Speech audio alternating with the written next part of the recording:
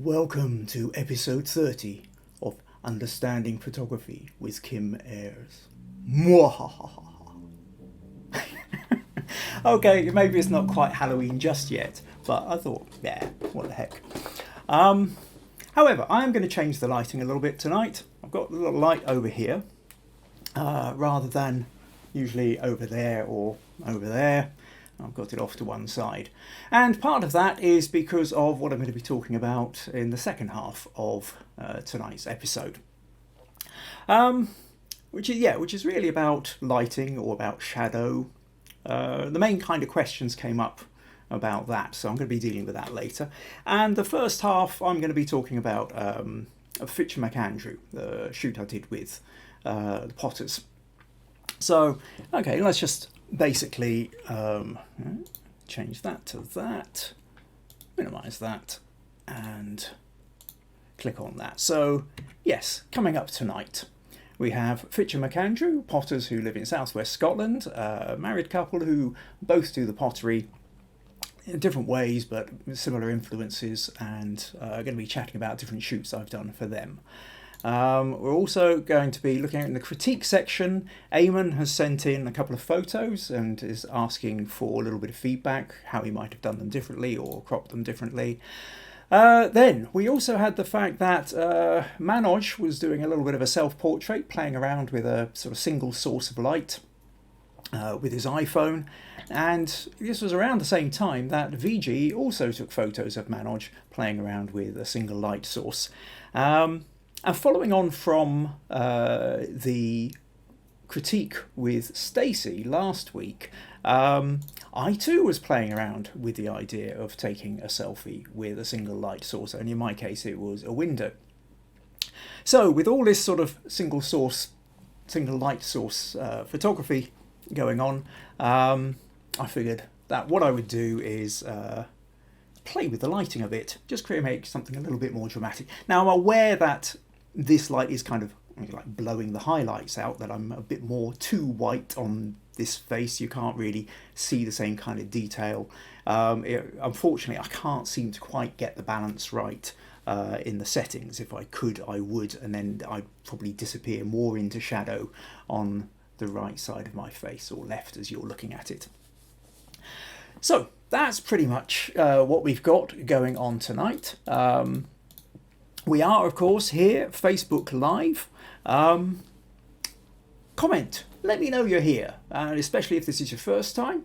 Let me know where you're from as well. It's always good to know whereabouts people are. Already I've got a couple of comments in here. Stacey's come in with good afternoon, Kim and Maggie. Or glad you could make it, Stacey. Stacey's from Pennsylvania, USA. Well, I've already had a quick exchange with Stacey, who turned up an hour earlier, wondering where the where the podcast had got to. And of course, essentially what happened was the clocks went back an hour on our Saturday night, Sunday morning in the UK. So I think if you're elsewhere in the world, it might kind of throw you out a little bit. What else have we got? And Maggie saying, evening everyone. Maggie, my wife, I think she's actually upstairs in her studio rather than next door in the kitchen today. Becca says, evening all. Glad you could make it along, Becca. And Pat's made it. So glad you could make it, Pat. Lovely to see you. So that's great. I'm not alone. We're here. We've started. Live on Facebook, I have comment. Oh, and Theanne's just come in. Hello from Florida. Wow, Florida. A bit warmer and sunnier than here in dreary, damp southwest Scotland at the moment. Well, I think we managed to hit a high of about 9 or 10 degrees Celsius. And it's currently raining too. So, there's a couple more comments here. Oh, Maya has come in. Maya says good evening, and I think Maya is in Israel. So again, a bit warmer, other direction for the time zones. Doug, hey Doug. Oh, Doug's made it in. Oh well, I've got to be. And this is Doug Fitch, who I'm actually going to be talking about this evening. So I better be slightly more careful if I know he's watching me live. Brian says hi Kim and all who are watching. Hi Brian, glad you could make it. Sheila, hi from Kagunyan. Wow, there you go. Now, if you're reading the comments, it does look like it's Kirkgunzion, but it is pronounced Kagunyan, and which is also in southwest Scotland, a few miles from here. VG, good evening from India. Hi VG, glad you could make it along. Mike Sanderson from St Agnes. That's in the UK. Oh, Leonard has come in from California. Wow, we really got, and so yeah, few from either side of the time zone. So I'm really glad you managed to find us here in the end. Okay, now I'm not going to keep the comments on all the time, because if I do, I get distracted by them, and then we'll never quite get round to all the bits that we're supposed to be talking about. But I will keep checking in, so do please saying hi, leave comments. If there's something you want a bit more information about, or a bit of an explanation, or even want to sort of join in, then please leave the comments. I'm really enjoying the fact that as these podcasts are going on, more happens in the comments. Oh, hang on, we've got Mick McGunn coming from Nova Scotia. Michelle, right, okay. Great. Welcome, Michelle. Nova Scotia. I spent a year in Nova Scotia 25 years ago on a student exchange. Loved my time there. So we'll have to catch up and a chin wag about that at some point. Yes, so as you can see, I start getting distracted. So I will minimise that for the moment, and we'll move on to the first thing that I wanted to talk about this evening, which is Fitch and McAndrew. Now, Fitch and McAndrew are a couple of potters based in southwest Scotland, and I did a photo shoot for them a couple of years ago. I've known them for a few years, and really, really lovely couple. They're kind of gelled very, very quickly. Really, they're the kind of people you bump into every now and again, but sort of pick up the conversation with almost where you left off. They're both incredibly talented potters. They sort of met each other several years back because they're both potters, are sort of in the same circuit, and then relationships formed. They got married, now got a family, lovely little ones. Often making little movies which include Fred and Pippin in them. And part of the reason for feature, those who've watched quite a few of these over the months, periodically I've shown some of the photos from this shoot when I've been explaining particular techniques. Part of the reason for sort of showing them more en masse tonight is that Fitch and McAndrew have got their online exhibition happening on Friday the 30th, so just in a couple of days. Each year they have an annual kind of online exhibition, and where they've been building up the stock. They've had product photographer come in and take shots of all the stuff. And what happened was a couple of years ago, I went out there to do a shoot with them. Up until this point, I think this was our third. This is getting prepared for their third annual exhibition. And the front cover of their sort of online brochure, as such, had always just been a picture of one of Doug's pots and one of Hannah's plates. Only this time they decided they wanted to have them in the photos as well. So let me just see if I can now. Yeah, I'm sort of doing all this now without my glasses on. It's fine to chat into the lens with that, but actually, if I want to sort of see what I'm trying to do here, so we went. I went there, and let's flip over. This was what we did. A couple of versions of this. We've got this where they're standing in their pottery studio. We've got Doug, one of Doug's pots here. Hannah's holding one of her plates. We did a sort of portrait version. We did a landscape version, and this was this was the kind of sort of main setup for the kind of the cover picture as such.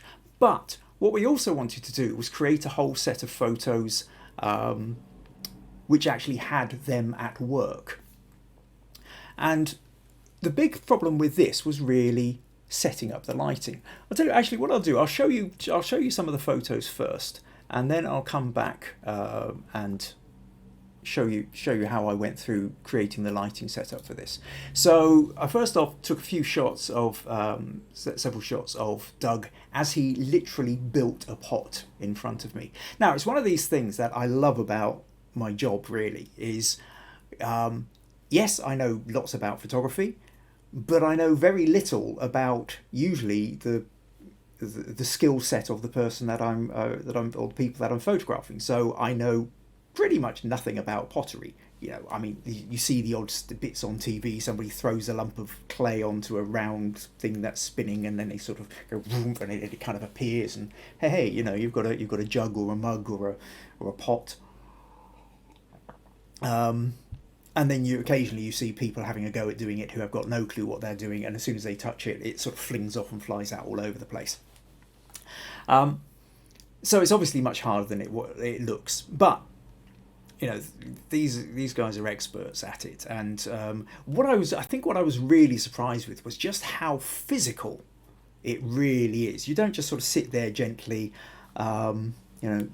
moving the clay in your hands, and it's especially when Doug is creating one of his large jugs. I mean, there's a weight of clay there. I mean, you just think about how much, just the physical weight of clay, and it's wet as well. So it's even sort of, and what I really wanted to do was try and capture some of that energy. And for those who've sort of been watching some of these for a while, one of the things you'll often hear me talk about is the use of diagonals in photos. That if you can create a strong diagonal line, it ramps up the energy of a photo. In brief, that if you've got if something is vertical, it's fairly stable. If it's horizontal, it's fairly stable. But if it's at an angle, you're kind of waiting for it to fall. So on a subconscious level, as soon as we see a diagonal, we tend to sort of, there's more movement and a sense of energy and even a sense of urgency about it. So the more you can put in stronger diagonal lines, the more energy you put into a photo.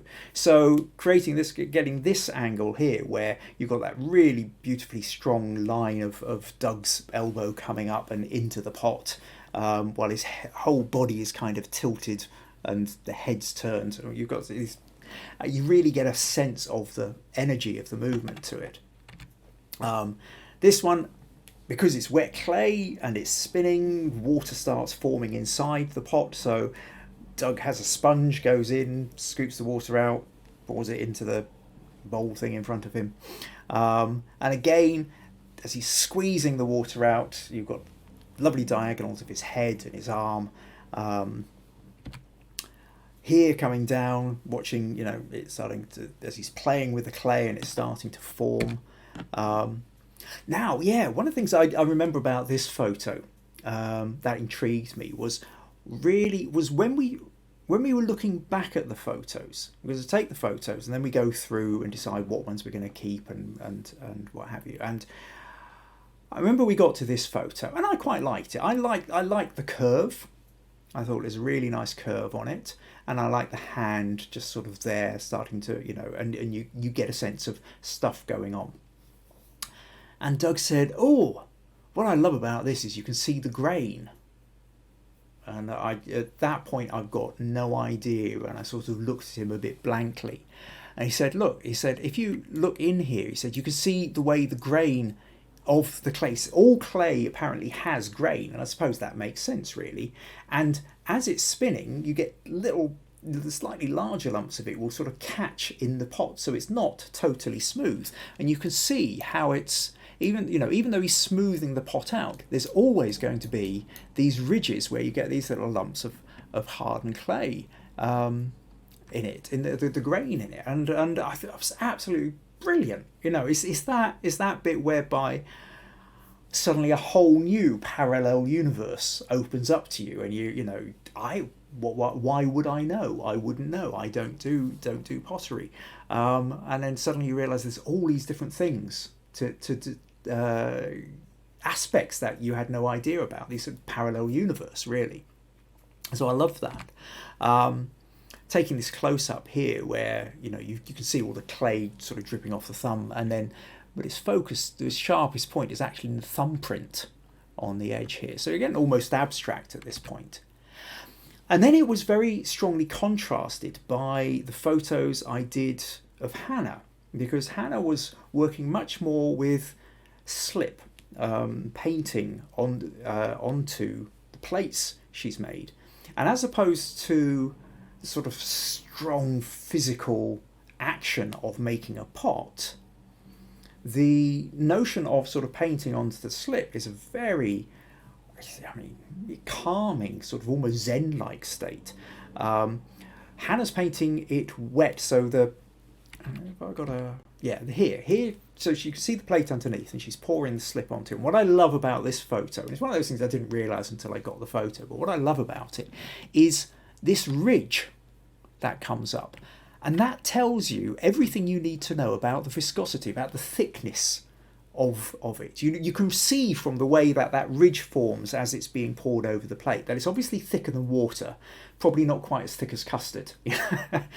And so that was like a lovely little capture. But while that's still wet, then if we've got a close up here, so she's got, if you could see here, she's got a tube of other coloured slips and what have you, where she's squeezing it out into, but what this photo shows is that it's not completely touching the plate. Where's my, there we go. If you look at this, she's holding it just a few millimetres above, and it's wet on wet. So basically, if you miss, you can't just easily scrape it off and rub it out and go over it again. It's, you're all but pretty much starting again. So in order to be able to do this, and I'm watching Hannah as she's doing it, and it's just beautiful movement, just going for it all in, stop moving about. You have to attack it with confidence. I dread to think how many times you got it wrong, Hannah, before, on the way to learning to get it right. It looks so simple. And I think it's like figure skating or something. You watch the ice skaters and they make it look so simple, and you go out on the ice yourself and you can't even stand upright. So the level of skill that goes into it when you're actually watching it is really quite incredible.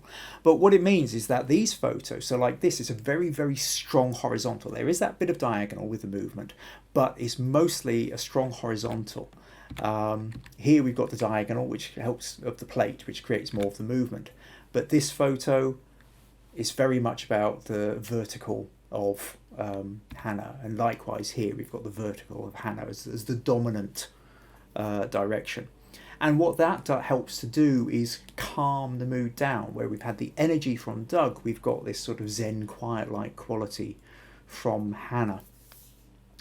So that was, there was a lot in the kind of taking the photos and trying to kind of get the mood of the photos. A couple of little extras. I love this one. At this point, Fred was only a few months old, and so Doug's got him in a sling on the back while he's busy, working away. Love that photo. And my other favourite one is this one, which was it was one of those photos I didn't realise I actually had, because what happened when I was setting up the lighting, one of the main lights didn't go off. And so, in fact, actually, I think did I set that one aside? Yeah, that's the original photo. So you can see from this that, I was still playing around with the lighting at this point, and a lot of, Hannah is lost in shadow, Doug's just sort of silhouetted against the window.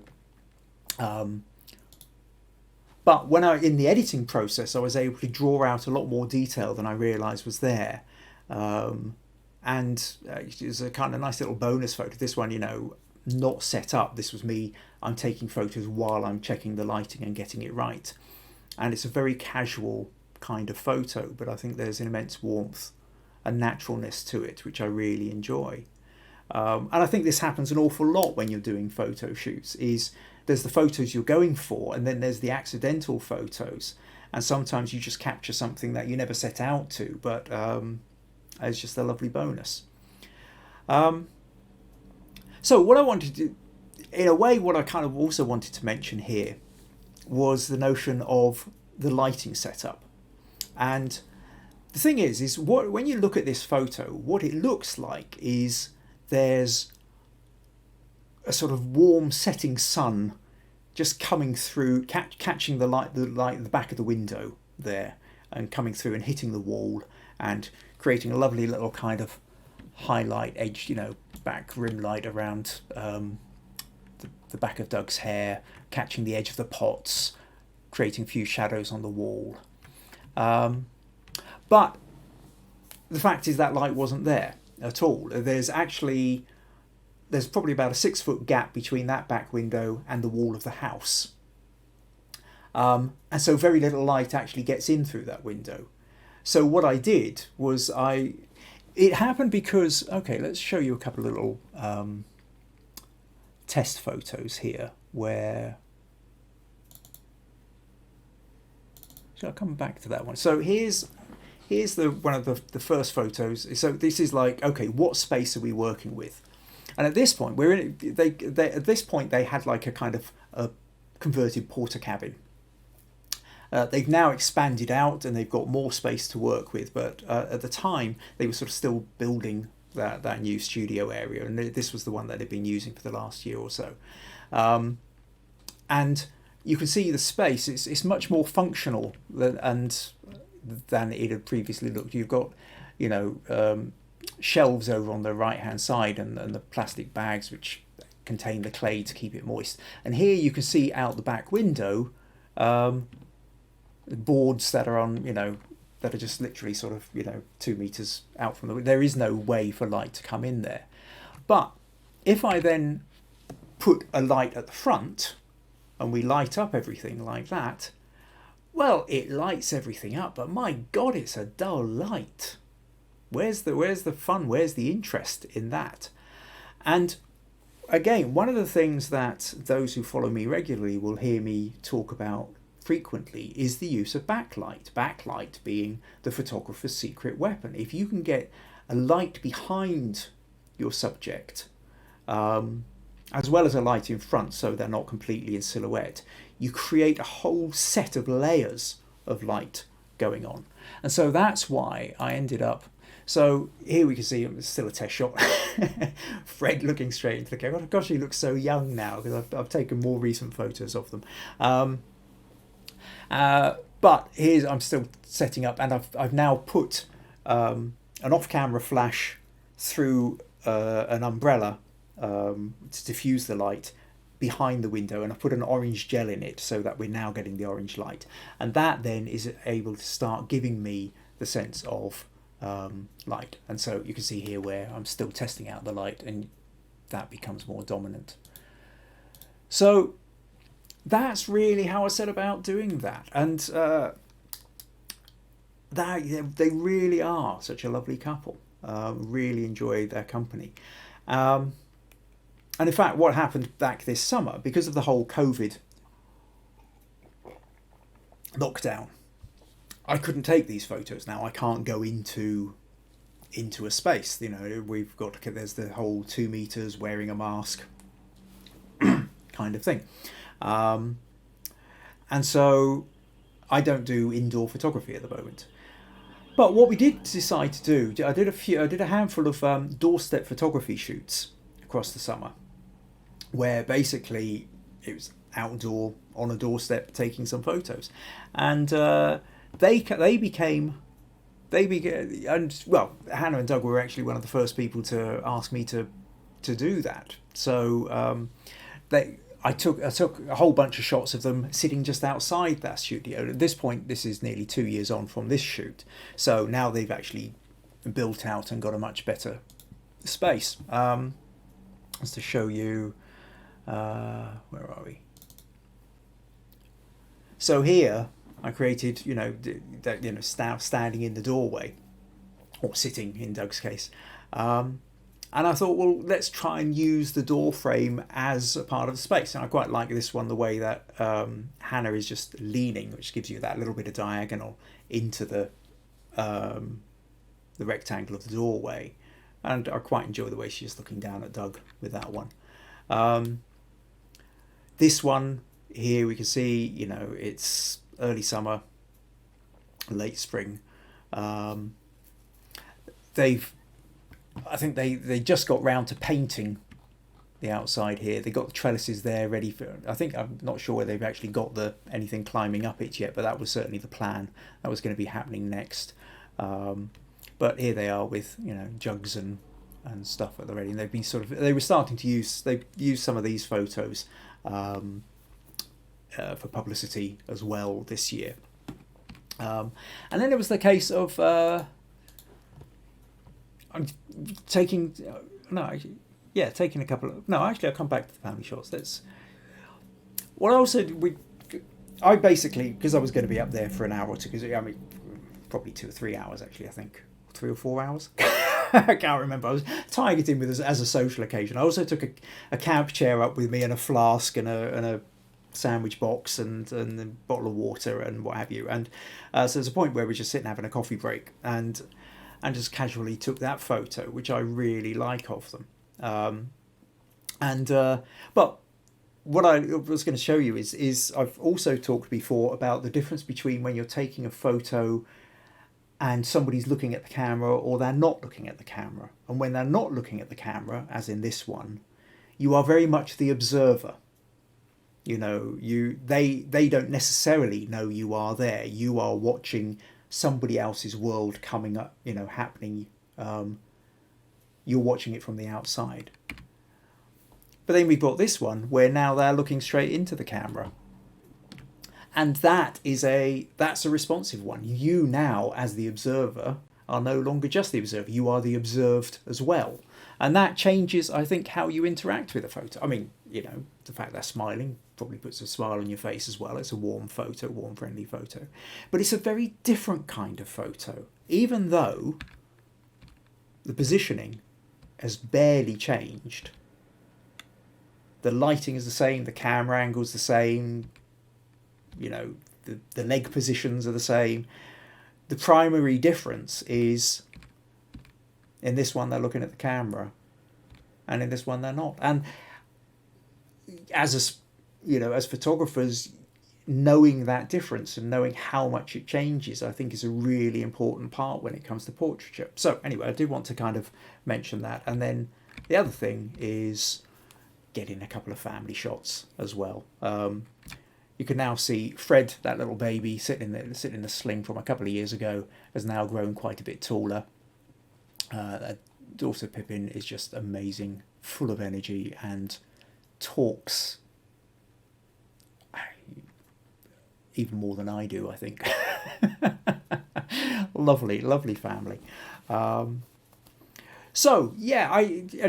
So that's really what I wanted to talk about. So to reiterate then that if you quite like, if you like what you've seen with the pots, if you're just curious in the slightest, Fitch and McAndrew, FITCH, Fitch and AND, McAndrew, MCAndrew. Actually, I'll tell you what, I'll put the link in the comments afterwards. Go to their website, find them on Facebook, and this Friday they are doing their online exhibition, which I think is also going to include behind the scenes videos and all sorts of other little wonders going on. So that's this Friday, 30th of October. Go and tune into it. Right, okay, what I will do, let's flip back to the comments, and where are we? Yep. So I'll just minimize those, pull that up and see if we have any more comments. So where did we get to? Michelle from Nova Scotia, Angela, hello from Yorkshire. Hi Angela, glad you could make it. Mandy, hi Kim, hi Mandy. Maggie, love the texture. I'm going to be talking about the pots there. VG, lovely. My favourite is sponging the water out pick. All right, okay, yeah. I think that's probably my favourite too.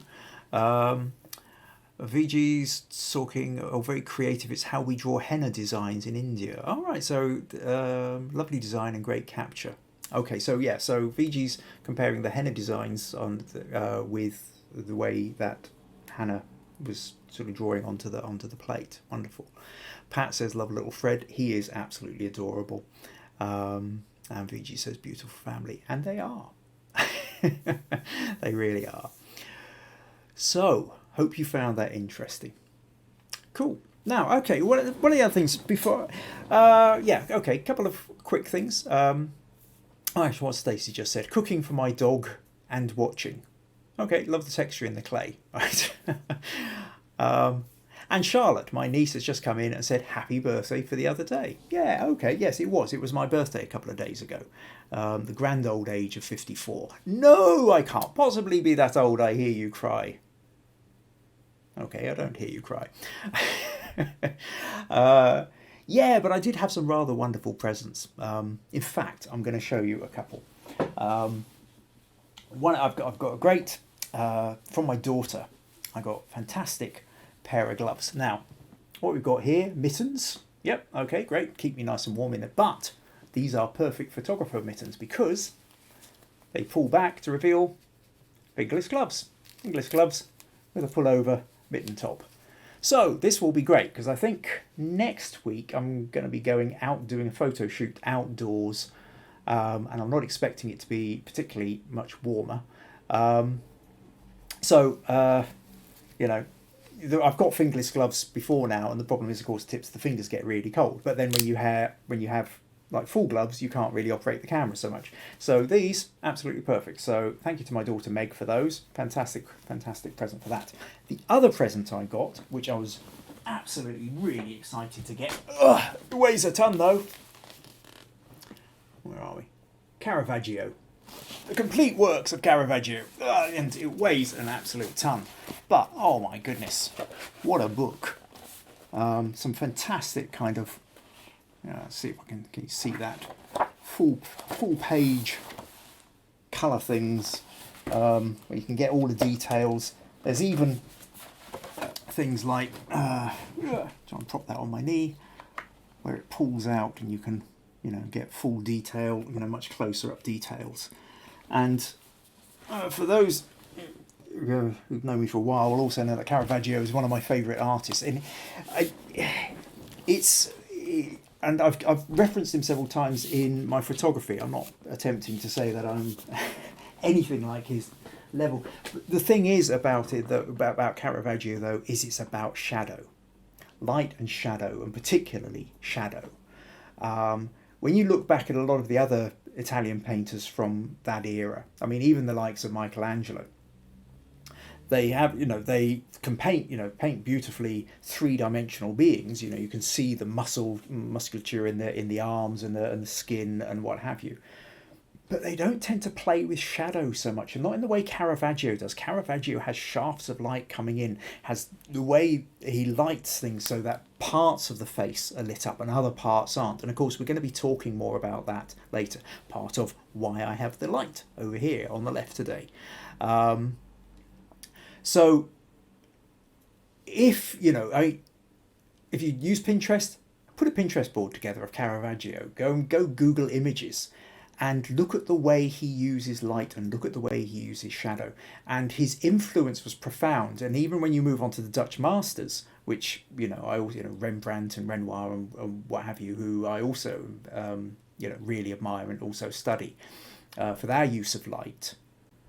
They were directly influenced from Caravaggio, who came before them. So yeah, absolutely, get hold of some Caravaggio, start looking at the way he uses light, and then start thinking, how could you introduce that kind of lighting into your photography? How could you be influenced by it? I think, it's certainly worth looking at. A couple more comments here. Leonard said, would be nice to see the data for each shot. Well, I'll tell you what, Leonard, it'd take me kind of too long to sort of put it all in, but if you want to send me a message, I can quite happy to let you know the camera settings that I had for it. By and large, though, to be honest, the settings that I had, you can kind of work out. That's slightly less important. You take the photo, you look in the back of the camera, or if you've tethered it to a laptop or a tablet, you look at it and you go, is it too dark? Is it too light? And if it is one or the other, you adjust the settings. Now, over time, you learn that essentially the three different ways of changing lightness and darkness are to do with your aperture, your shutter speed, and your ISO. And over the course of these these podcasts. I've looked at each of these. I will look at them again. If there's a particular aspect you're really interested in, then please submit to the critique. If you've joined the Understanding Photography with Kim Ayres Facebook group, this is particularly for the critique. Anybody who's watching this who hasn't done this already, if you've got images that you would like a bit more feedback on, or you've got questions, particular questions, go to the Understanding Photography with Kim Ayres Facebook page and or Facebook group rather, and submit your image, put your question in, and then the following podcast I can chat about it and give you some more information. The whole idea of the critique section, which we're just coming into, is precisely for me to be able to help you with your sticking points. There's few places out on the internet where I think you can get live interaction with your own images.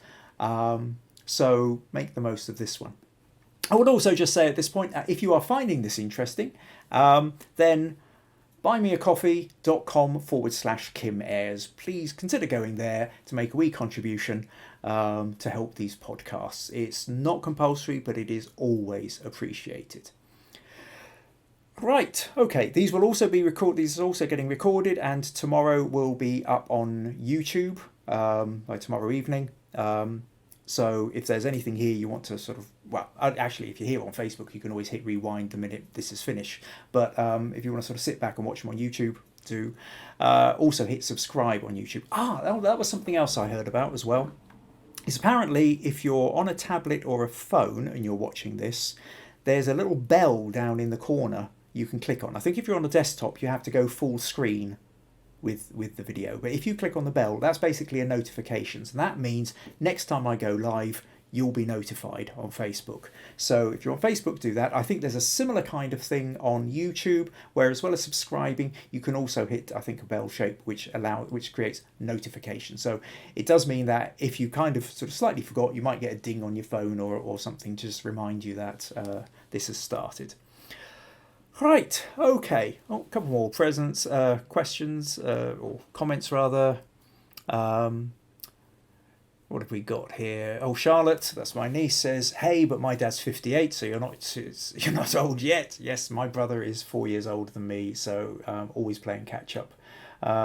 Becca says, "Mega present." Absolutely mega present. Absolutely stoked with that. Stacey, "Renaissance painting is very dark and mysterious." Well, some of it is, and that's part of the wonder of it, I think, is that the use of shadow which is where you create mystery. VG says, "The book is eye candy. Let me Google and check his art. Interesting." Charlotte says, "What's the best editing app on my phone?" I don't know what phone you've got. Sorry, Charlotte, I don't think I can probably help you with that one. I do all my editing in Photoshop on the computer.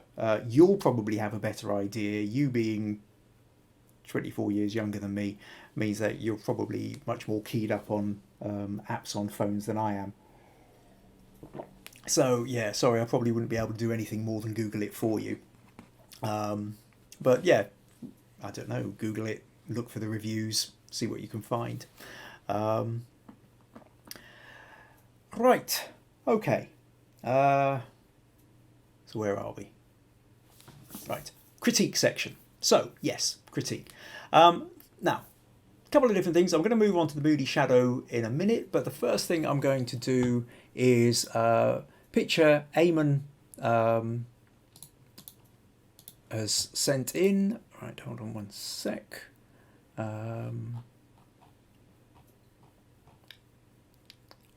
Okay, no, close that. So I'm getting distracted again. Charlotte says it's on an Android. Yep. Okay, look it up.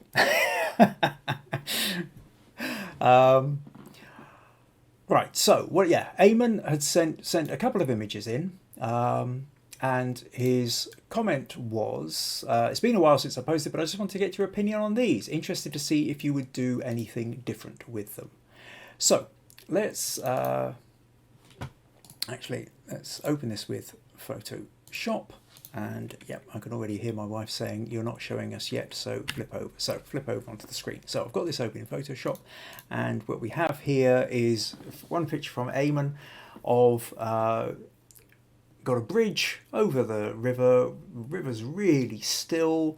The light is beautiful, absolutely beautiful. and there's a mist on the water, and yeah, it's the kind of stillness and beauty you know, if you're there and you don't have a camera, you're cursing yourself that you don't have a camera, and if you do have a camera, you're cursing yourself that you wish you knew what to do more with it.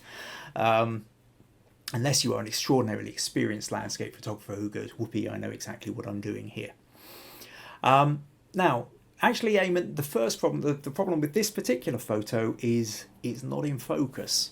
You know, I zoom in here, and it's not just the fact that it's a low resolution image, it's not in focus. Now, I don't know whether you've sent me the wrong one, or whether it just looks in focus on your phone.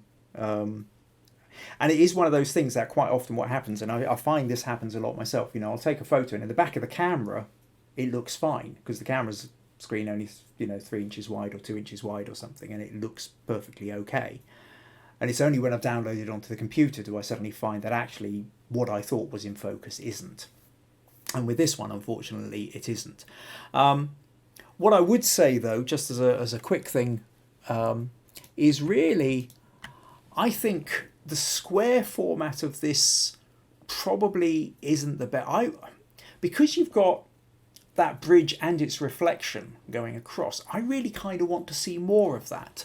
I think this would work better as a landscape. Now, I don't know whether there was something you were particularly trying to crop out, whether there was, you know, some bright orange thing which was interfering, which you wanted cropped out. But I mean, if I make sure, I can do this in Photoshop, I click that little thing that says content aware up the top there, and that allows me to, it will create an automatic fill. I mean, if I stretch this out a bit, maybe just bring that down, that up a little bit, something like that, and then hit enter. Now, what the content aware does is it fills in the gaps.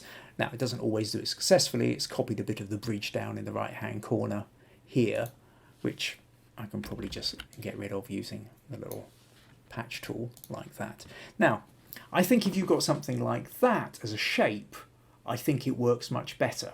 Now, like I said, it doesn't, you know, this is only a rough guide, but if you were actually, you know, when you're actually there, I think you want to have more of a landscape feel for this. You want that sense of the sky and the water and that bridge beautifully running through it. I think if we go back to your original image, I don't think the square crop is really doing it the justice that something like that asks of it. So that's what I would say about that one, Eamon. The other picture you sent me was this one. Now, I like how the, you know, you disappear, the bridge leads you into the photo, and then again we've got the mist just over the bridge. You can see branches of a tree just sort of disappearing into it. We've got the top of the mist, we've got the wonderful sky behind. Now again, there's part of me wants to just open this up a little bit wider, I think, and take the lines that come from the edge of the bridge right into the corners. And then maybe if we just pull that up a little bit, something like that. Actually, come back here a little bit, like that. That feels slightly better balanced to me. I think really with this one though, Eamon, I think kind of what we need is something at the end of the bridge. You're almost getting it with that bit of tree here, but the tree is slightly off to one side. What would be fantastic here is if you had a figure or something, you know, somebody walking, or maybe somebody on horseback, or you know, something coming out of the mist. You've got this fantastic sort of leading road that leads you into the picture, and then it kind of, yes, the mist is good and the mist is interesting, but you need a little bit more. Now, obviously, unless you sort of stage this, you know, you're out with somebody. If you're taking the dog for a walk, get the lobber ball or something for the dog to come up and then pick it up and start running back. But there is a notion, I think, of if you had an extra element in there, I think you would find that it really would lift the whole photo. Not a lot you can do with it now, obviously, but it's something to kind of keep in mind. And I know myself, I kind of have this problem quite often. You know, I'll take a photo of a landscape, and the landscape is lovely, but it's missing something which just gives it that little focal point, or yeah, that place to draw the eye, or that place to give it a context, or to, you know, to really add that mood and lift it up to the next level. So I hope you found that useful, Eamon. Right, okay, let's flip back, and I'll close that. Right, pause for a moment, have a drink, have a breath. Well, have a drink, then have a breath. No, not both at the same time, doesn't do you any good. Okay. Any more comments? No, looks like that's stopped for the moment. So, what I wanted to talk about now was the notion of this light.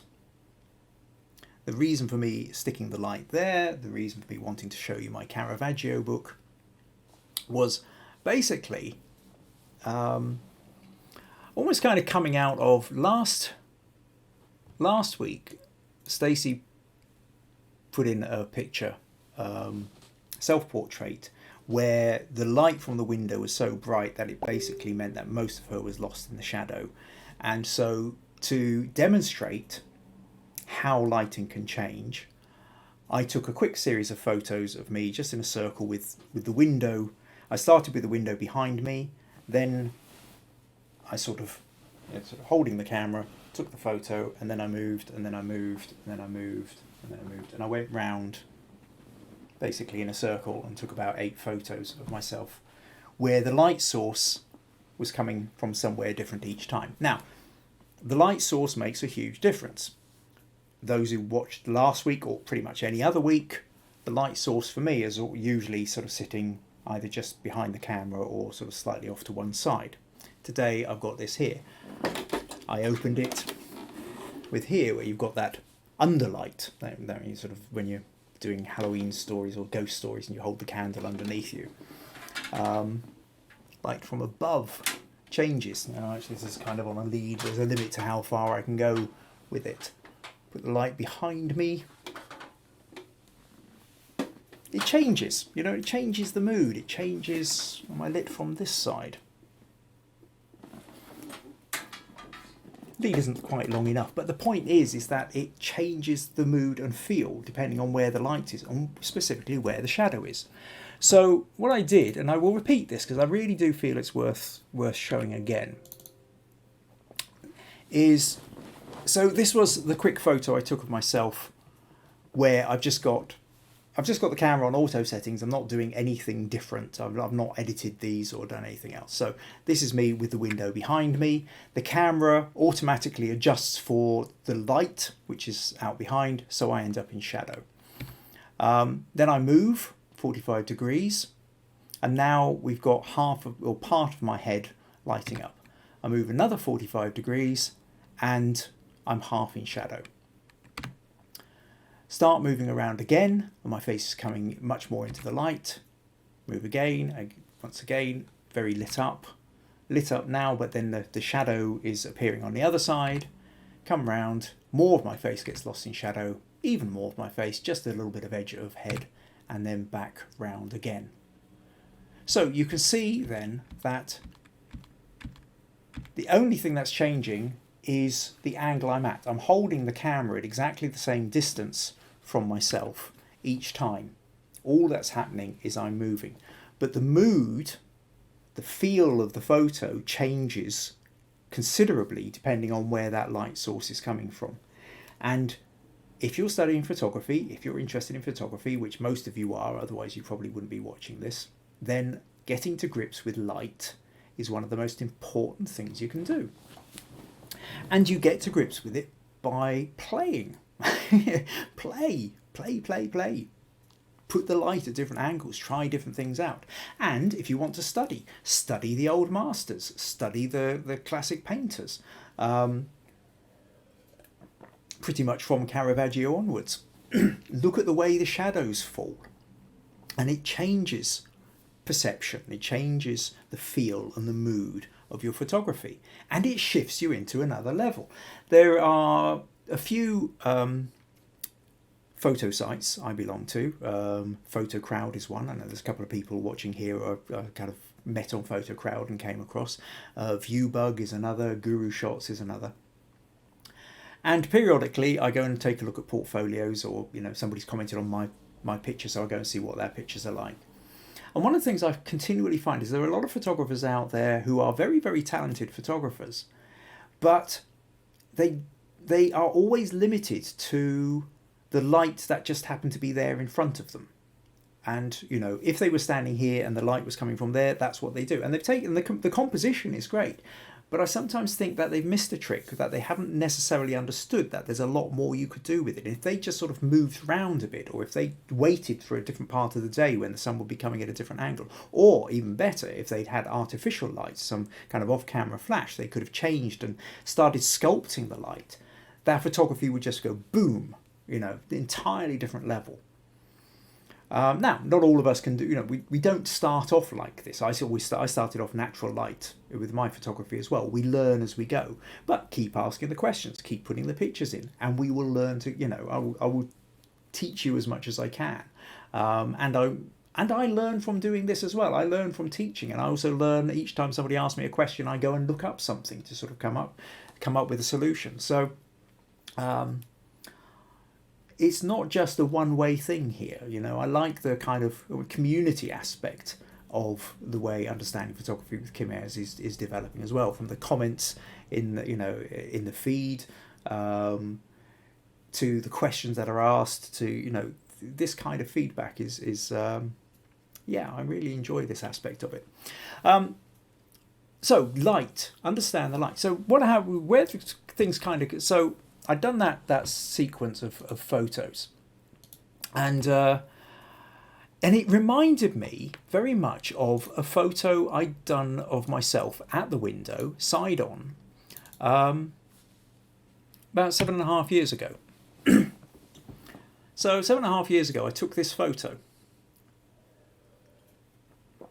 and I think I was playing around with the fingers there as a way of essentially trying to create like a leading line. So the middle finger here is pointing up to the eye, and it sort of squashes the skin a little bit, and I quite like sort of playing around with kind of start distorting the face a little bit, and it made me think, well, maybe I should try recreating this.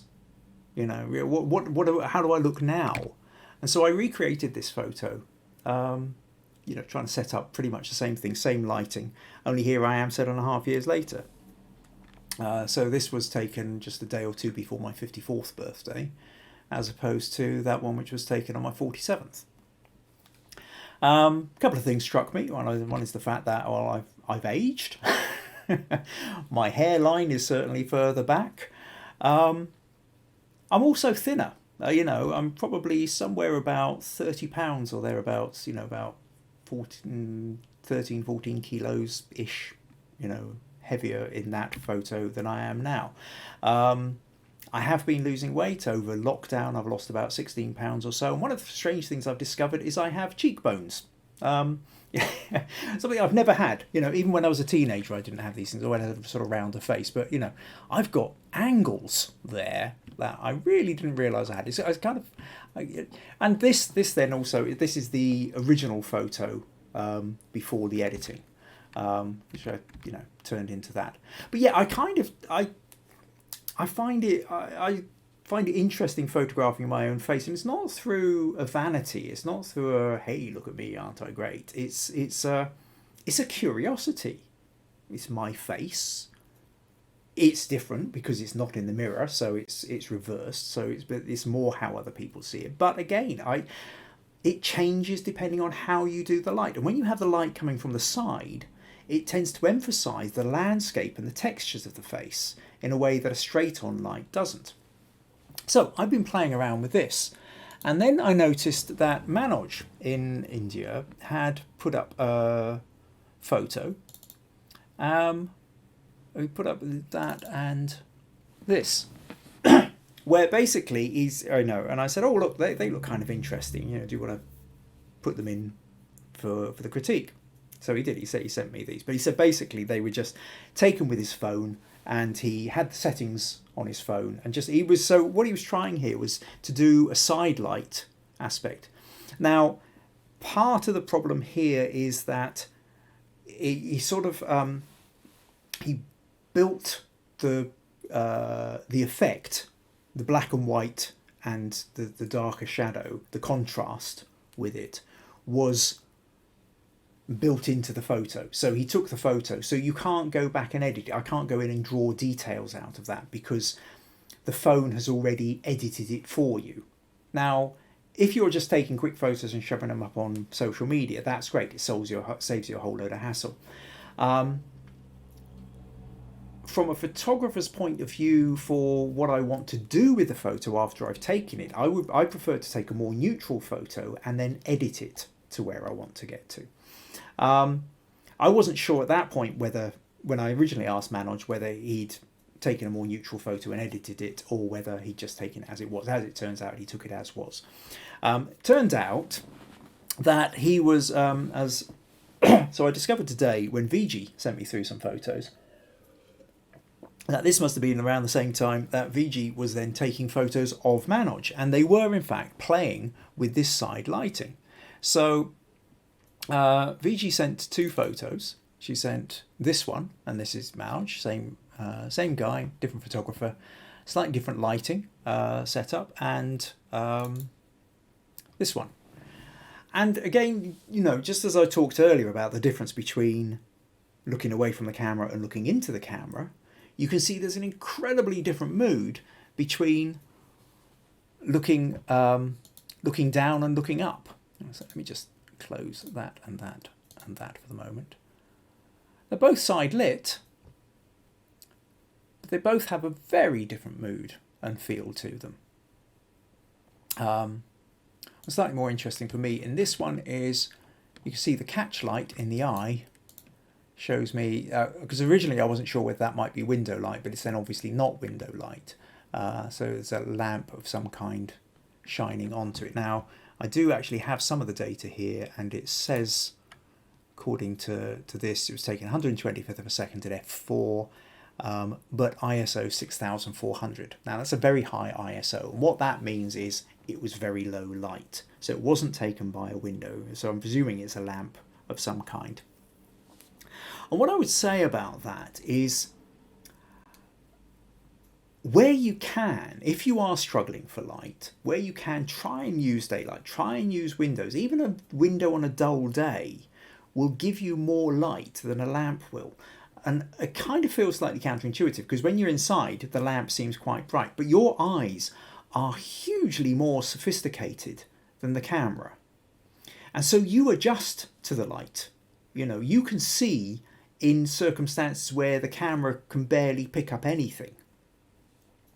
And your brain interprets variations of light and shade. So when you're indoors, you have the, you know, by lamplight, you can see perfectly clear, and you can make the distinguishing between the light and the dark places. And so it doesn't feel like it's that different to daylight. But if you then stepped straight out into daylight, you feel almost blinded by it. Or if you came in from daylight, the lamp would seem very dark until your eyes and your brain have had a chance to adjust to it. So if you're at ISO 6400, you are maxed out. You can't go any more on that. And it means that you don't have a lot of room to maneuver, really. And I suppose to come back to then, so when you sent me these, VG said, I would like to know how the contours alone can be illuminated and the rest left dark. Or let me know if there's other ways to use the lighting.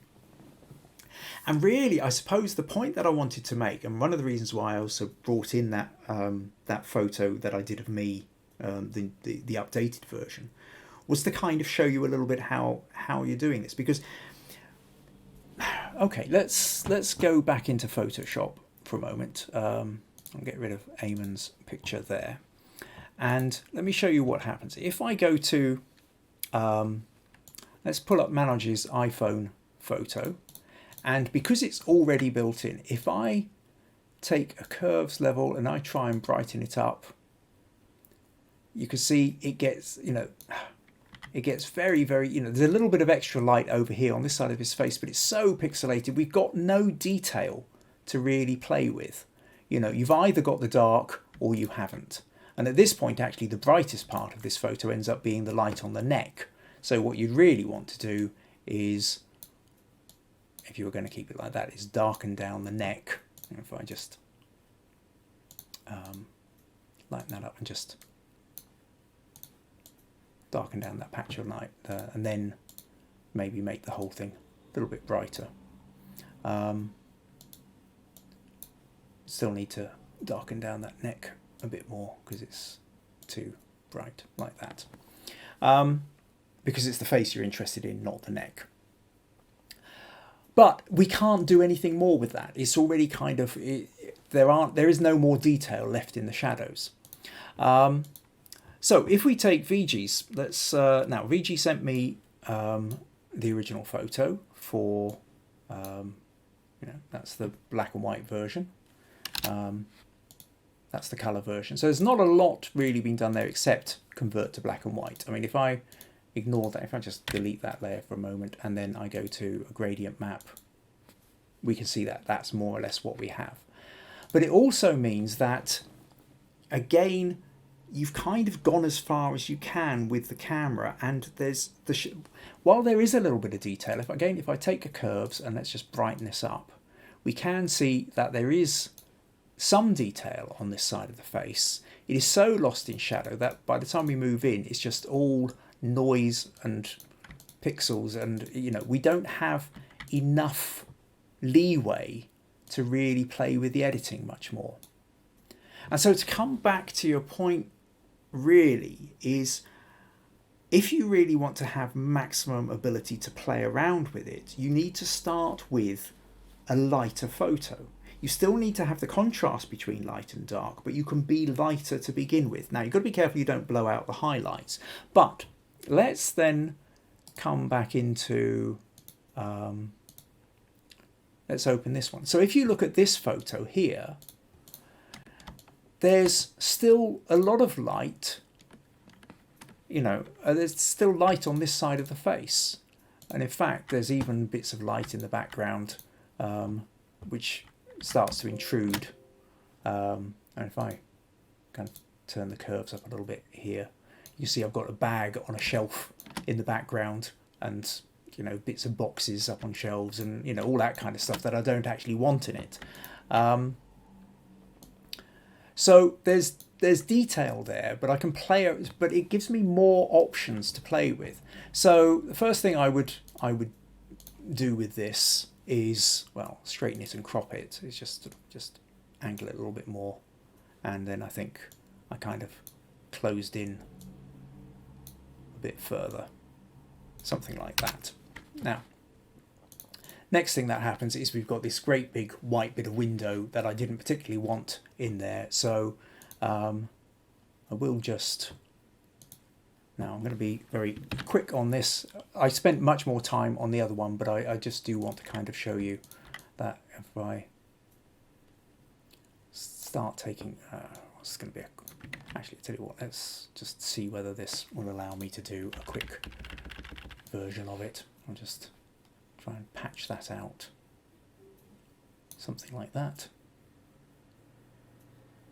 It's added chunks of shoulder that I don't really need. Yep, so there we go. So just very briefly get rid of that. Now the thing is that I've got plenty of detail to play with, so I can convert that to black and white. Or let's tell you what, let's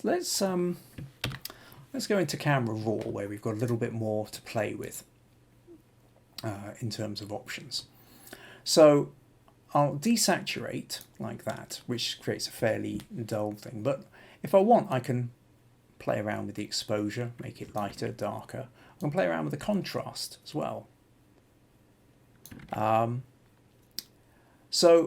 I take the clarity and I maybe sort of boost that a little bit, add a bit more texture to it as well. Now maybe I want it a little bit lighter, but maybe I want those shadows a little bit darker. And I can sort of take that down, start losing stuff in the side here. And maybe what I'll also do here is I'll add a vignette into it, which sort of darkens down. You know, if I go that way, it lightens up the corners. If I go that way, it darkens the corners a bit more. So now you can see what we've done is we're darkening out the background. And in fact, what I can do is I can even take a sort of black paint bit and sort of paint over what was that bright blue bag standing in the way. Now, at this point, I can also then go in. There's maybe a little bit of detail left in the eyes that I can start lightening up. If I go to, let's lighten the mid-tones. I think that's roughly there. And is that making any difference? A little bit. Okay. So just kind of highlight the... See, my unruly eyebrows are getting even more unruly as time goes on. Maybe highlight that, the catch lights, which is pretty much the reflection of the windowsill underneath. So that adds a little bit more light over here, and over here again I can do something similar just to add a little bit more light into the eye that's in the shadow. Which helps kind of create almost like that yin-yang effect. So you can see that's brighten the eyes up a bit. Again, depending on how small your screen is, you can see the difference. So the thing is the main thing here is that I've got room to play with texture. I can decide how much more dark or how much more light I want to make it. If I take these levels, I can darken down and darken down. I can come from this end. I can now. So you can see I go to here. I've almost lost the entire left side of the face there. I can just leave only a little bit there. Or I can come back out again. I can go the other way. I can lighten up and lighten up. And where I decide to have the shadows at their strongest, are the shadows just slightly shadowy, or are they strong shadows and they then take it down to that point whereby it then blends into the background, so you can't really see where the edge of the face is. The brain just assumes that it will drop off, but you've got no idea what happens next. Where you have the contour, where you have the edge of the black, it depends on where you decide to move your sliders. So, you know, go to the curves again. I can drop it down, or I can brighten it up. I can brighten up that, and I can take that down, and I can move that across. So there's loads of options, and depending on what your taste is, where it feels right for you, the story you're trying to capture, it does vary again how strong you make those shadows and what is revealed in those shadows. You know, if I mean at this level, when we go here, you can't really see, for example, the eye, you know, on the left. So the shadow is kind of, you're only really picking up what's on the right hand side of the face. Whereas if we come back a bit, you can see the eye. And what you can also see is this bit of cheek. For those who are interested, often known as the Rembrandt triangle. I'll talk about that at another time, perhaps in more detail. But essentially it's the notion when the light is coming from an angle, the nose is casting a shadow, and most of the other side of the face is lost in shadow. In fact, actually, from this side, yeah. So we've got the light here, it's hitting the shadow. This is in shadow, but a bit of light is coming across the nose and lighting up this bit of the cheek. So you create like a little triangle of light just here, which you can see is, I've got this little triangle of light just under the eye. That's known as the Rembrandt triangle because basically Rembrandt did that an awful lot, whether it was somebody lit by a window or lit by a candle. Very often he used that level of light just past the 45-degree level where the shadows would skim across the nose, but you get a little bit of light just skimming across and catching the edge of the cheek. Again, that kind of yin-yang kind of feel where you've got a little bit of lightness sitting in the darkness, and it's sort of, in a way, it makes the dark darker by having a contrast with it. So I hope that helps, VG. That it's that notion that if you really want to be able to play around, you need to have more flexibility at the beginning. Don't start at the darkest end, because then you can't go darker. And if you try and go lighter, you've already lost some of the detail. So the real trick is to actually try and get it more neutral and actually have the photo so that... now, okay, this is brighter on my screen than I think is appearing on yours, but basically, you know, have it. You can have it brighter to begin with, as long as there's contrast. There's a lighter area of the face and there's a darker area of the face. Then when you come to editing, you can accentuate that contrast and you can change whereabouts that contrast is going to happen. Where on that movement of light to shadow, where it's going to settle. But you do need to have a more neutral base photo, you know, in the first place, in order to give you the flexibility to take it where you want. So I hope that kind of gives you a bit of insight and a bit of thought for that. So let me just flip back to Facebook and see what we've got. So Stacey says, love to play with the light of the day. Unfortunately, sometimes parks or places close are very hard to capture at different times, for instance. I went to a particular park to capture sunrise and the ranger came over and told me the park is closed. Well, okay, fair enough. Yeah, well, not a lot you can do about that, I suppose. You either find other parks. There's always a notion of wherever you want to go, you are hunting it out. Photo shoot I'm going to be doing with somebody next week. They've been sending me photos, showing me what, you know, so I can kind of see where we're likely to be doing it. You go on recce's, you find places, then sometimes you find favourite places that you can go back to again and again in different lights and in different seasons because they are always rewarding. There's a few places like that. You tend to find that there are some places that are brilliant under certain lighting or weather conditions and other places which are brilliant under different lighting and weather conditions. But like all these things, you go out and do it a lot and eventually you find the places that will satisfy for particular conditions. Okay, so VG says, I set the ISO on auto, hence the grainy output. I also wanted some time to adjust ISO. Manager's patience ran out. And I couldn't hold him for long. I understand, next time in daylight. Thank you, Kim. Okay, yes, the difficulty when you are using a model you are not paying or is not under obligation to you for some reason. Yeah, you've got limited time with other people. It's one of the reasons why I do end up doing self-portraits. Again, it's not a vanity thing. It's the desire to try out different lighting setups, the desire to try out different compositions or lens setups or camera setups or whatever it is. And there isn't really anybody else to try it out on. You know, not what I'm wanting, because you are, unless you've got a client and they're paying you for it, or you've got a model who you're paying, then you are imposing on somebody else's time. And I know, VG, you've talked before about the problems of trying to, you know, photograph your dad. You created beautiful photos of your father, but that limited moment that he's got 10-15 minutes and then he's going to get tired or he's going to get bored or whatever. So yeah, it is a bit of a problem. But again, the more you do it, the quicker you tend to get to where you want to go. But yeah, no, I can understand that maybe manager didn't have the patience for it. Manager strikes me, generally speaking, and I know manager might be watching this back, so but I think manager has a certain level of impatience to get on with things, which is what allows him to create and run a business, which is brilliant. But it does mean that it's probably not the best person for sort of sitting there waiting patiently while somebody else has to do something. And I get that. I'm not the most patient of people myself. I like to be the one who's doing.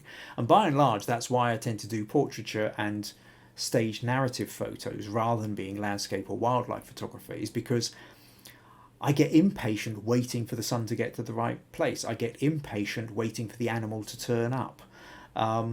I prefer saying, oh, move your head here. I'll shift the light here. Let's turn this, change your top, do whatever, move your expression. At least I then feel like I have some kind of control over the setup.